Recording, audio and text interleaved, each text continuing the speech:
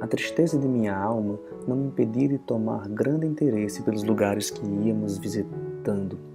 Em Florença, folguei em contemplar Santa Madalena de Pazzi no meio do coro das carmelitas, que para nós abriram a grade maior.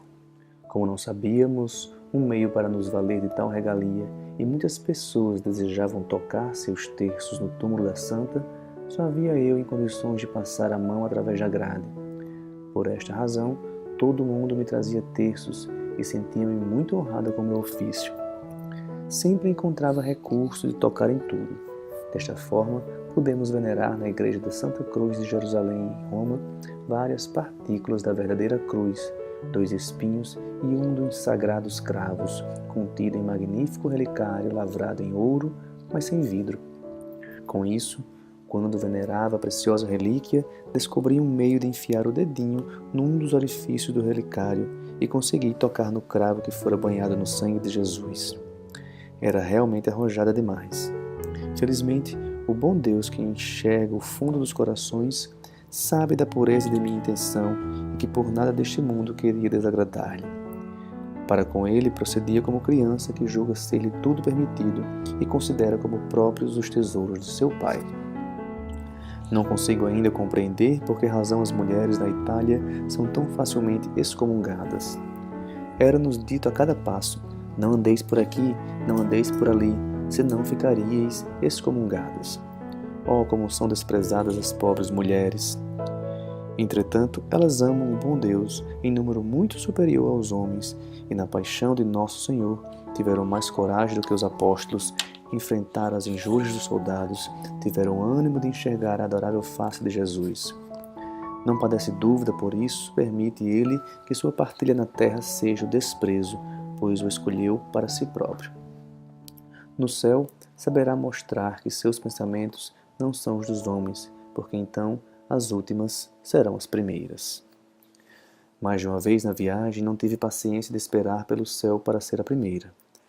Um dia que visitávamos um convento das Carmelitas, não me contentei de acompanhar os peregrinos pelas galerias exteriores, penetrei debaixo dos claustros interiores. De chofre, vi um bom velho carmelita dar-me sinal para que me retirasse.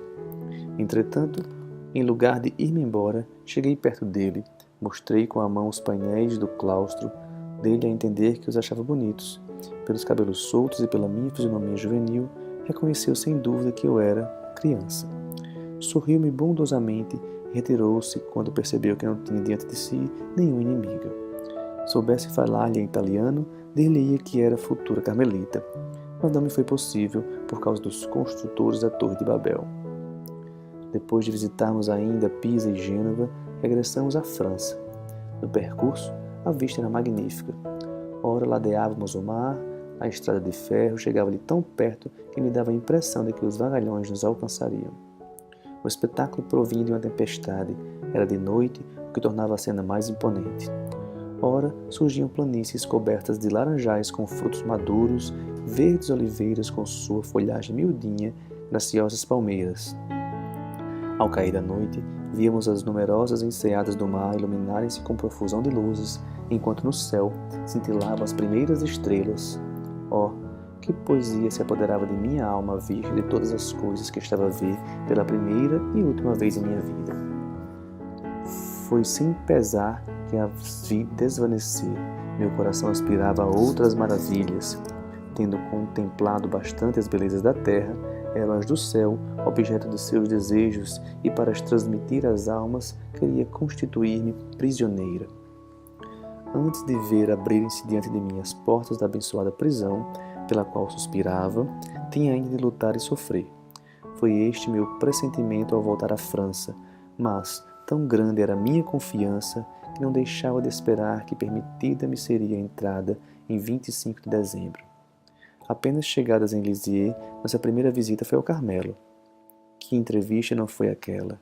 Tínhamos tanta coisa para nos dizer umas às outras após um mês de separação, mês que me pareceu muito comprido, durante o qual aprendi mais do que em 20 anos. Oh, minha querida mãe, que doçura foi para mim ver-vos novamente, abrir-vos minha pobre alminha ferida. A vós, que sabíeis compreender-me tão bem, a quem bastava uma palavra, um olhar, para que tudo adivinhasseis. Tinha me abandonado totalmente, tinha feito tudo quanto de mim dependia, tudo, até o falar ao Santo Padre. Por isso, já não sabia o que ainda me caberia desfazer. Disseste-me que escrevesse ao Senhor Bispo e tornasse a lembrar-lhe o prometido. Logo fiz, do melhor modo que me foi possível, mas em termos que meu tio achou demasiado simples. Ele reformou minha carta. No momento que ia pô-la no correio, recebi uma vossa em que dizíeis para não escrever, para aguardar alguns dias ainda. Obedeci sem demora, pois estava certa de que era o melhor meio de não me enganar. Afinal, 10 dias antes do Natal, minha carta foi despachada, muito convencida de que a resposta não se faria esperar. Todas as manhãs, depois da missa, ia com papai ao correio, com a fé de ali encontrar a permissão de pôr-me a salvo, mas cada manhã vinha nova decepção, que, aliás, não abalava minha fé. Pedi a Jesus rompesse meus laços. Ele rompeu-os, mas de maneira muito diferente do que eu esperava. Chegou a bela festa de Natal e nada de Jesus acordar. Largou por terra sua bolinha, sem lhe deitar um olhar sequer. Meu coração estava esmorecido quando me encaminhei para a missa da meia-noite, a qual contava tão certo assistir por detrás das grades do Carmelo. Bem grande para a minha fé foi a provação, mas aquele cujo coração fica de guarda durante o sono fez-me compreender que a quem tem a fé igual a um grão de mostarda, ele concede milagres e faz as montanhas mudarem de lugar a fim de consolidar essa fé tão diminuta. Mas, para os seus íntimos, para sua mãe, não opera milagres antes de haver provado sua fé. Não deixou Lázaro morrer, muito embora Marta e Maria lhe mandassem recado que estava doente. Nas bodas de Caná, tendo a Santíssima Virgem pedido a Jesus acudisse ao dono da casa, não lhe respondeu que sua hora não tinha ainda chegado? Mas, depois da prova, que recompensa! A água muda em vinho, Lázaro ressuscita. Assim procedeu Jesus com sua Teresinha. Depois de prová-la por muito tempo, cumpriu à larga todos os desejos de seu coração. Na tarde da radiosa festa que passei entre lágrimas, fui visitar as Carmelitas. Grande foi minha surpresa quando, ao abrir-se a grade, dei com os olhos um encantador menino Jesus, tendo na mão uma bola sobre a qual estava escrito meu nome. Em lugar de Jesus, muito pequeno para falar, as Carmelitas cantaram em minha honra um cântico composto pela minha querida mãe. Cada palavra me derramava na alma uma consolação bem deliciosa. Jamais esquecerei a delicadeza do maternal coração que sempre me cumulou das mais finas ternuras. Depois de agradecer com a efusão de aliviadas lágrimas, contei a surpresa que minha querida Celina me tinha preparado quando voltávamos da missa de meia-noite. Em meu quarto, encontrei dentro de um lindo recipiente um naviozinho que trazia o menino Jesus a dormir com uma bolinha ao seu lado. Sobre a vela branca escrevera Celina estas palavras: Eu durmo, mas o meu coração está de guarda. E sobre a embarcação estava a única palavra: abandono.